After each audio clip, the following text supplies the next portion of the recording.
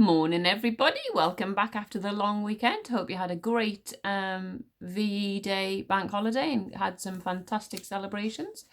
We are back with the Wizards of Once, Twice Magic, Chapter 18. Let's see where we're up to. Remember, Giant's last breath has been released, saying forgive them. Chapter 18, forgive them.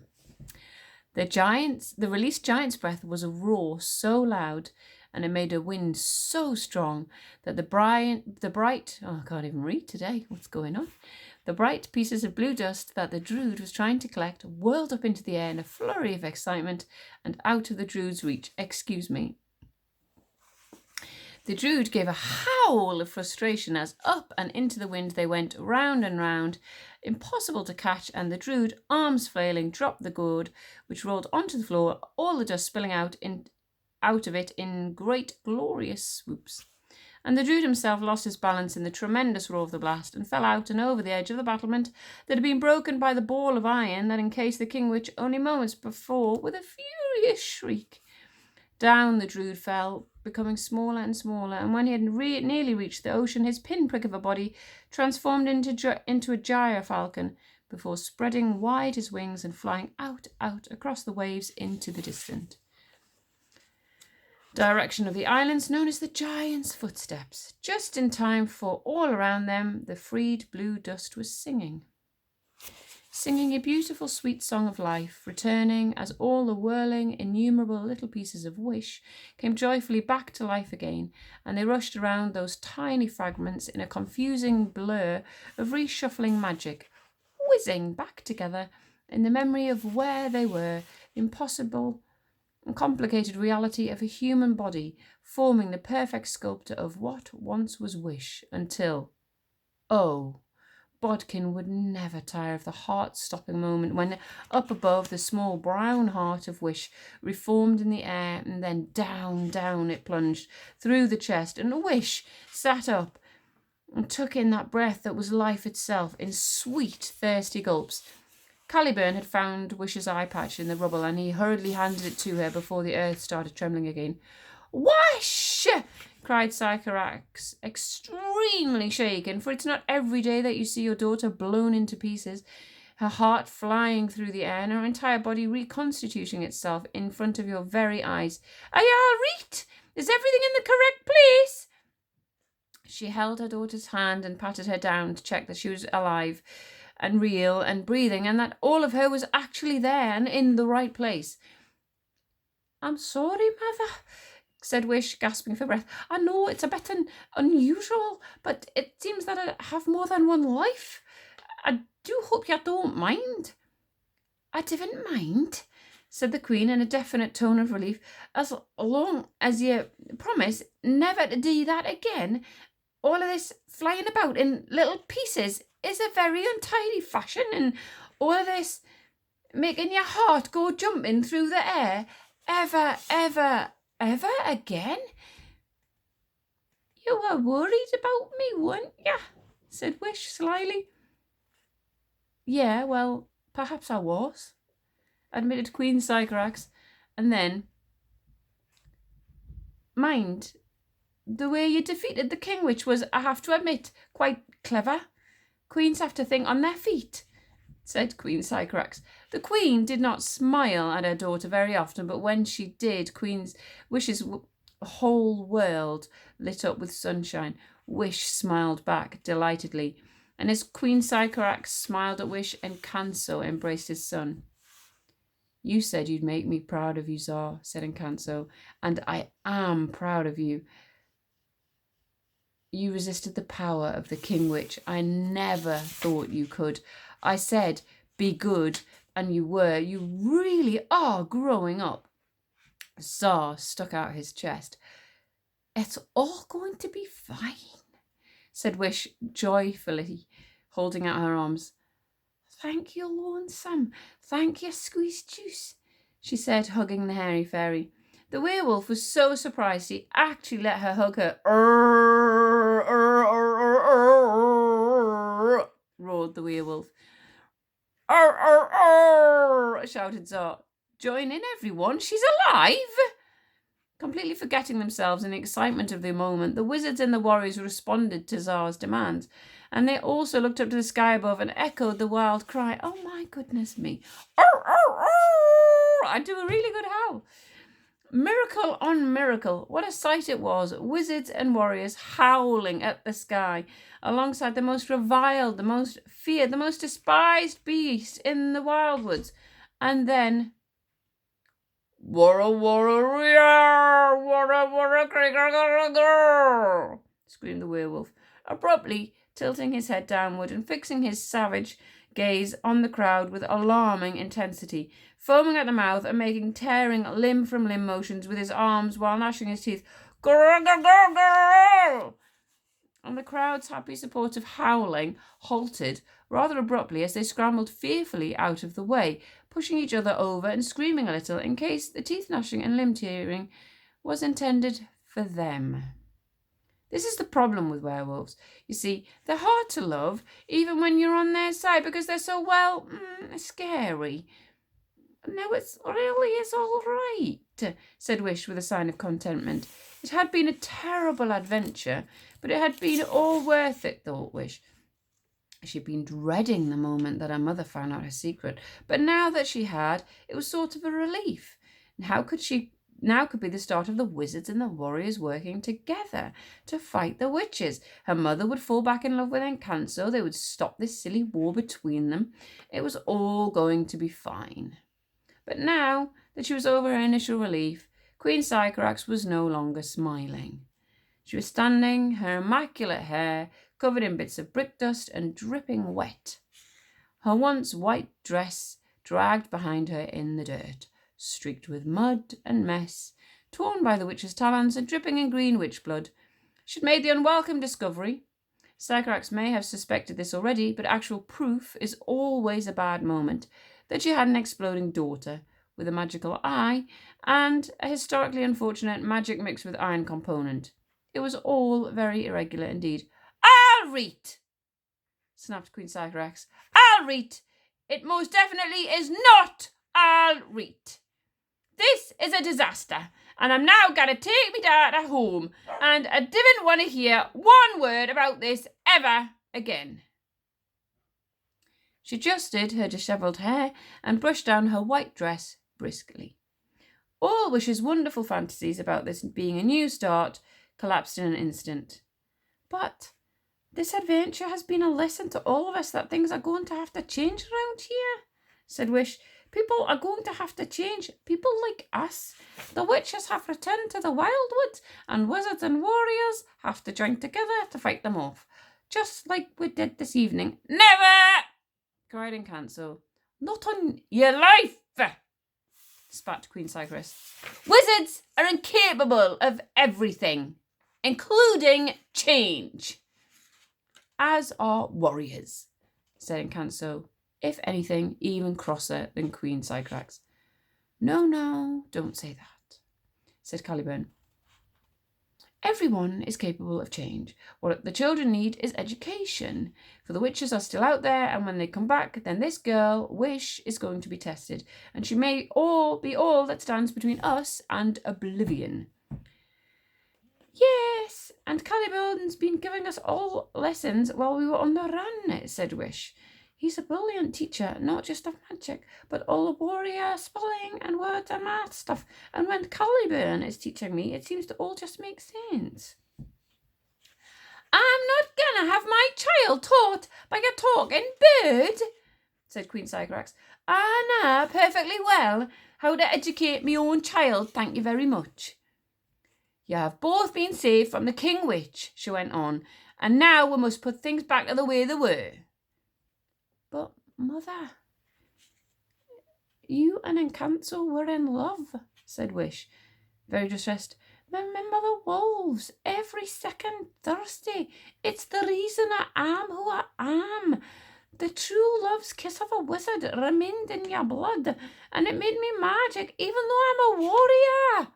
Encanto and Sycorax went very still. Wish quailed before the look of utter horror in her mother's cold blue eyes. "Wolves? Thursdays? said Queen Sycorax in Arctic outrage. "Wizards and warriors in love?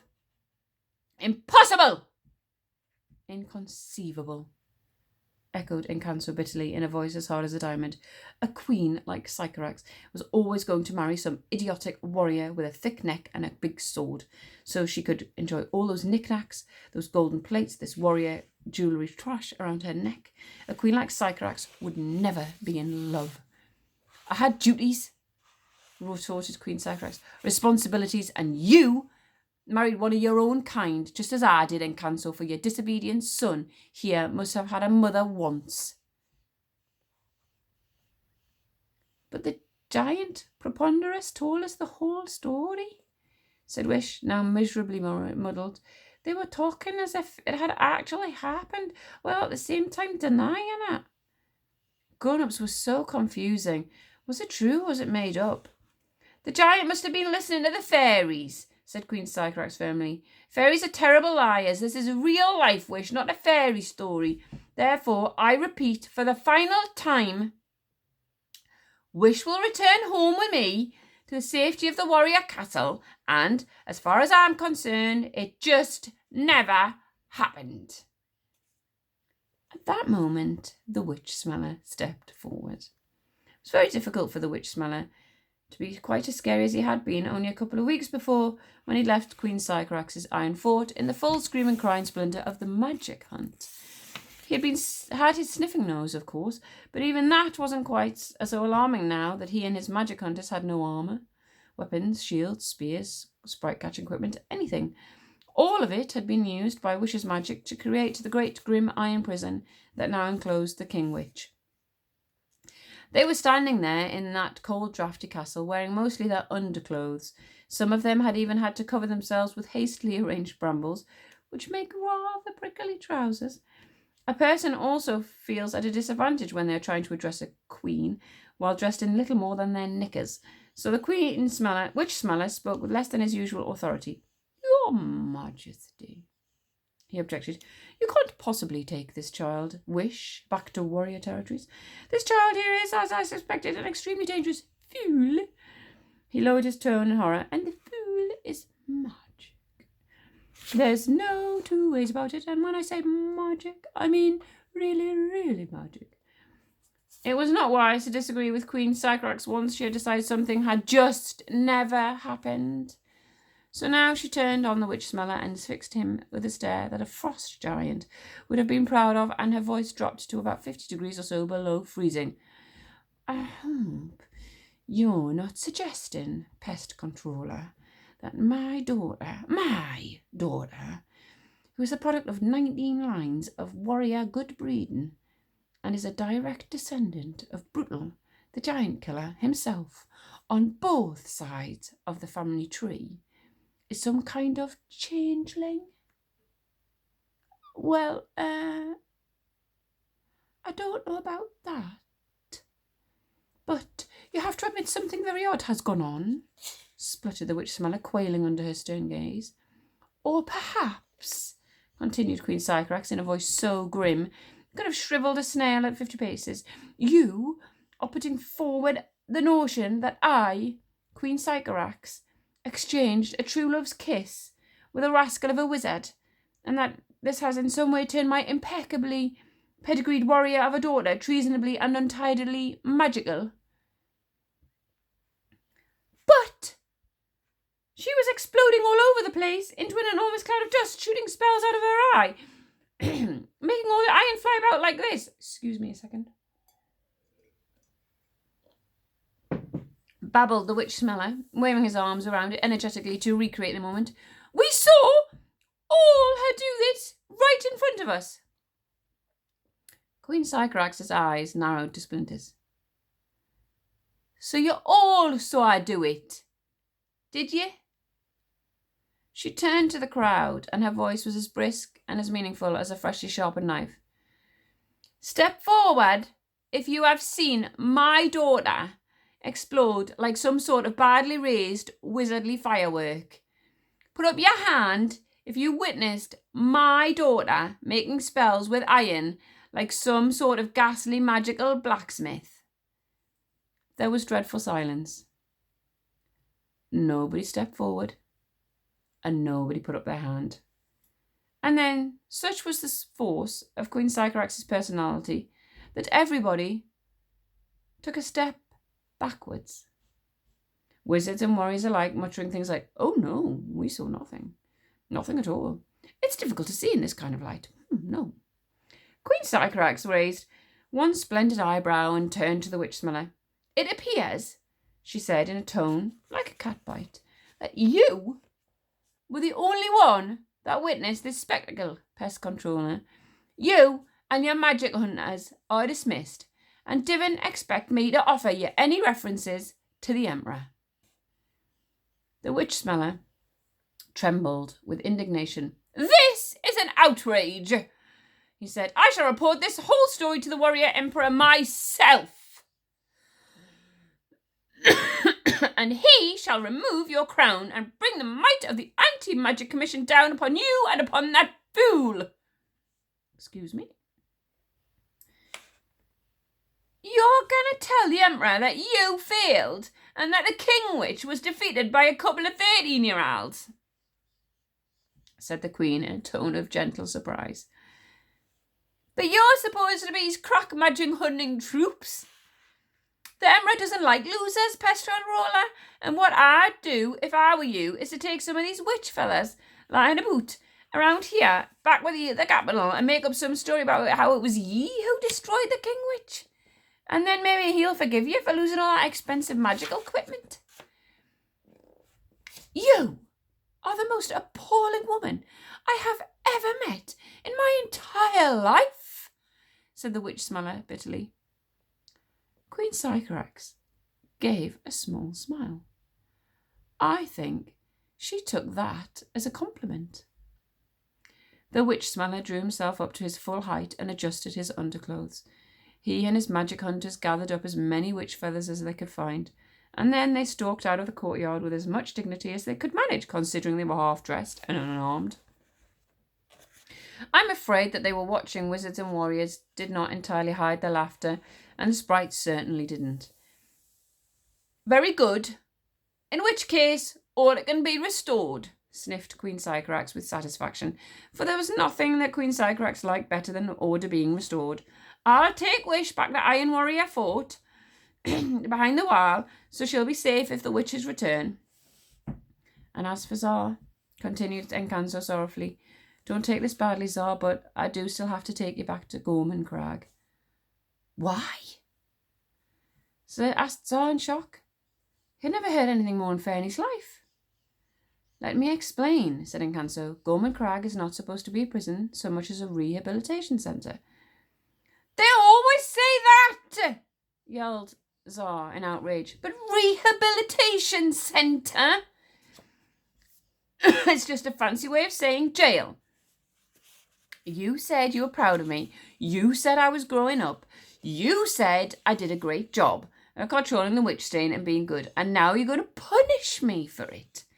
Look, I am impressed, Zar, with how you've been trying to be good. I really am," said Encanso. "But here in real life, you cannot wish away that witch stain, and it is only going to get worse. The Druid commander was a bad lot, but I will go back to Gorman Crag with you and make sure a new and kinder regime is installed, for that is where you'll be safest until we can get rid of that witch stain entirely." "That isn't what we need to do," howled Zar. Excuse me.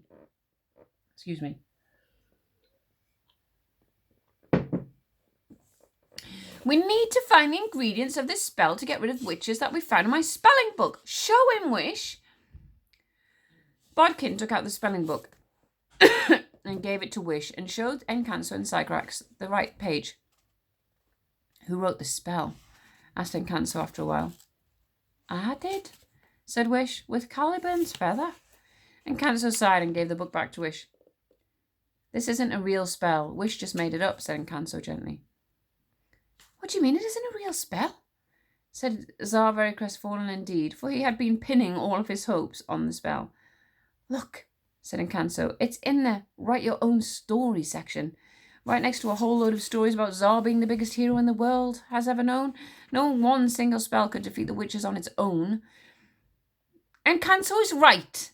And it's just, as I said Queen Sycorax, this is real life, Tsar, not a fairy story. You have to be reasonable and do as you're told. Wish stepped forward hurriedly. They were all going to be there forever if they had to wait for Tsar to be reasonable and do as he was told. But at least she could finally say the words she'd been intending to say all along, a couple of weeks ago, on the royal stage in the Iron Warrior Fort. "You're wrong, mother, wrong," said Wish, defiantly holding up a fist. Sycorax startled in shock. And then she gave Wish that look. A look of deepest and most furious disappointment. The look that generally meant that all the words that Wish had been intending to say went completely out of her head. But standing by her friends' sides, with Tsar, Bodkin, the spoon, and all her enchanted objects, and the werewolf snowcats, and with weeks of terrifying and challenging adventures behind her, Wish opened her mouth and carried on speaking despite that look. "You're wrong, mother, wrong," repeated Wish fiercely. "And so is King Encanto. You have to believe that the world can change, that the spells can work, that you can write your own story, whatever the odds that you are facing. For it is surprisingly how often the universe depends on one unlikely chance." Queen Sycorax looked at her daughter. That look unfroze. She remembered once more that she should not underestimate her peculiar little daughter. Sycorax touched Wish on the shoulder. "Nah, I'm sorry, Wish," said Queen Sycorax. "You'll understand when you're older." "Oh, for goodness sake, why did I keep saying that?" thought Wish crossly. The adults clearly weren't going to see saints, whatever the children said or thought. The grown-ups had some growing up to do themselves. So Wish turned with a sigh to Encanto. "All right, then. I don't agree with you, but if I can persuade Tsar to go back with you to Golmencrag without a fight, will you and my mother at least grant us one wish?" asked Wish. "If you can persuade Tsar to go back with me without a fight, that would be a miracle," said Encanto.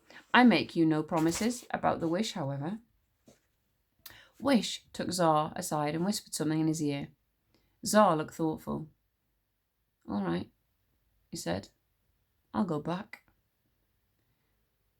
"A miracle?" said Encanto in amazement. "I must come to you, daughter of Sycorax, for Tsar training tips." "What's your one wish, Wish?" asked Sycorax. "I wish you would both grant us just one night of ceasefire," begged Wish. "One evening banquet here, wizards and warriors sitting and eating together. One night to celebrate the one time that wizards and warriors fought together side by side and defeated the witches, and when a werewolf and a wizard saved a warrior's princess's life. One night stolen out of time." "Just this one night?" said Encanto thoughtfully. "And then we go back to real life," said Wish. "It's a beautiful evening," she said persuasively. "And look, one of the giants is starting to dance." It was true. One of the larger giants was gently moving his long limbs in a slow, dignified country dance, humming to himself and the moon above. "And then, in the morning, I promise I will go back to Golmencrag and even tell you how to turn my brother back from that creature into being Luther again," said Tsar, gesturing at the furious form of the creature that was Luther being held rather gingerly at the moment by one of the druids. Queen Sycorax gave a start. "Have you no control over your apparently disobedient son?" she said to Encanto. "He turned his brother into that." Your own son, your own offspring, is not exactly a perfect example of obedience herself," snapped Encanto. "Do warriors normally jaunt about the countryside in the company of enchanted spoons?" This was unanswerable, and the two monarchs bonded silently for a moment over the problems of parenting. And they were at least considering Wish's request. "I'll not dance mysel," said Sycorax thoughtfully. "I never dance, but I would, normally, give me troops a little celebration after a battle like that one." We in the wizarding world would feast into the small hours, said Encanto. Everyone was tired. Everyone was hungry. If they went their different ways right now, they would have to climb down that mountain again, and nobody particularly wanted to do that after a long, exhausting fight against the witches. It would be irregular, most irregular, but it would mark an irregular event. And it was, by chance, Midwinter's End Eve, the day before spring finally turned to summer. Midwinter's End Eve was also known as Fool's Day, and things that happened on that day did not really count. As long as ye absolutely understand, Wish, said Sycorax sternly, that it will be just one night. Out of time, it'll change nowt. We'll go back to war with the wizards the morrow. Both of ye have to give your wizard and warrior words that you'll come back with us the morrow. Wish blinked at her innocently. Yes, Mother, what you are saying makes total sense. It would just be one night out of time. We'll give our word, don't we, Tsar? Absolutely, said Tsar. Said Encanto. Said Sycorax. Quite by chance, they were both thinking the exact same thing, which was that they would give in to their offspring's requests, but they would not let them out of their sight for one single second. That's where we're leaving it. I will see you tomorrow.